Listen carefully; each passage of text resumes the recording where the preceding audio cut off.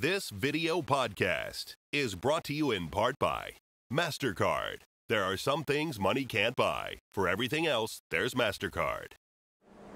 When we physicists look in outer space for alien life, we don't look for little green men. We look for Type 1, Type 2, and Type 3 civilizations. A Type 1 civilization has harnessed planetary power. They control earthquakes, the weather, volcanoes. They have cities on the ocean. Anything planetary, they control. That's Type 1. A Type 2 civilization is stellar. They've exhausted the power of a planet, and they get their energy directly from their mother star. They just don't get a suntan on a weekend. They use solar flares. They use the power of the sun itself to energize their huge machines. Eventually, they exhaust the power of a star, and they go galactic.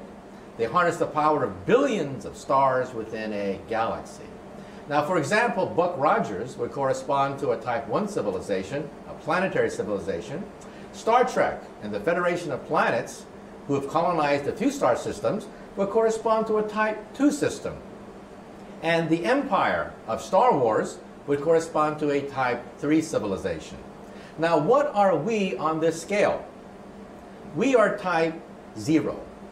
We don't even rate on this scale. We get our energy from, not from stars or galaxies, we get our energy from dead plants, oil and coal. But we can calculate when we will attain Type 1 status, in about 100 years.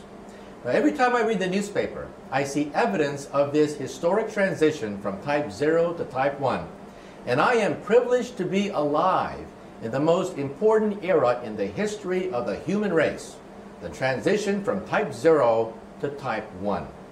I read the newspaper and I see evidence of this everywhere. What is the European Union? The European Union has been formed to oppose NAFTA, that is the United States, Canada, and Mexico. But why? Because we're seeing the beginnings of a Type 1 economy. Huge planetary trading blocks are the beginnings of a Type 1 economy. And what language will this Type 1 economy speak? Everywhere I go around the world, I find that the elites all speak English as a second language. In the future, the planet Earth will be like that. Everyone will speak their own native language, but on top of that, there will be a Type 1 language, probably English. There's also going to be a Type 1 culture and a Type 1 political system as well.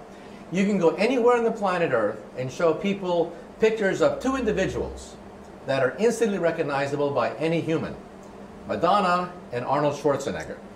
In other words, we're talking about Hollywood movies. We're talking about rock and roll, rap music, blue jeans. That's going to be the planetary culture of the planet Earth. And what is the internet? The internet is the beginning of a Type 1 telephone system.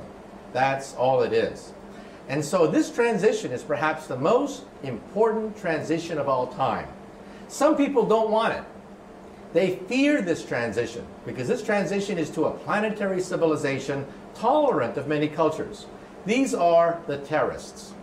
In their gut, they fear this because they know they are witnessing the birth pangs of a beginning of a new planetary civilization, and the terrorists want nothing to do with it.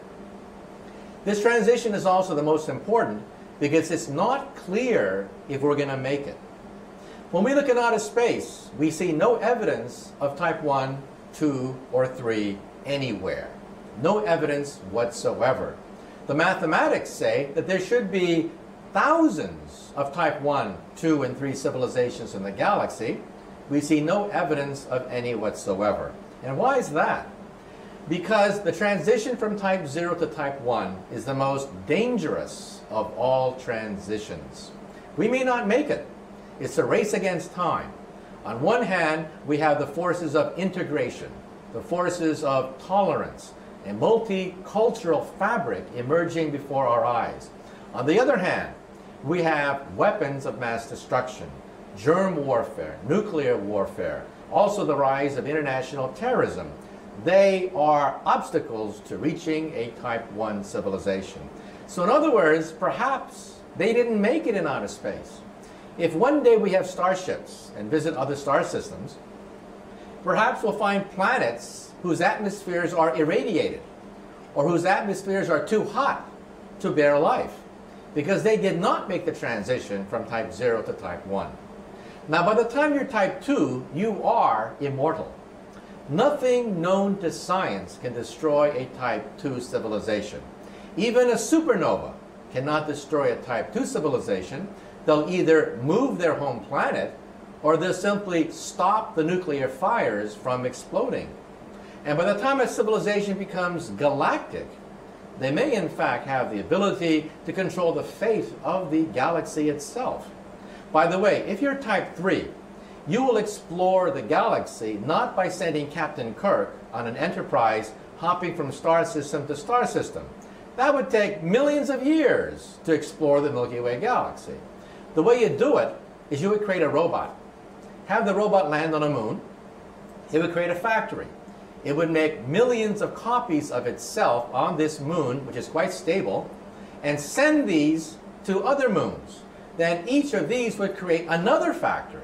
Starting with one robot, you would have 1 million, then 1 million million, and 1 million million million, until you had a sphere expanding near the speed of light containing trillions of these robots. They would land on a moon and simply wait. Wait for a type 0 civilization to become type 1. Now, where have you seen that before? This is the basis of the movie 2001. The movie 2001 is perhaps the most authentic rendition of the encounter of a type 0 civilization with a type 3 civilization. Now, at the beginning of the movie, Stanley Kubrick interviewed many leading astronomers and scientists, and we laid out this scenario that the most efficient way to colonize a galaxy is to send robots, have them land on the moon, and create a factory, and then they would shoot out and colonize other moons. But at the last minute, Kubrick cut the first 5 minutes of his own film, and the film became super mystical. But the next time you see that movie, realize that the monolith on the moon is perhaps a remnant of a passing type 3 civilization waiting for our type 0 civilization to become type 1. And how long before we have an operating moon base capable of detecting such a monolith? Perhaps 100 years. So again, the generation now alive and our grandchildren are the most important generations ever to walk the surface of the earth.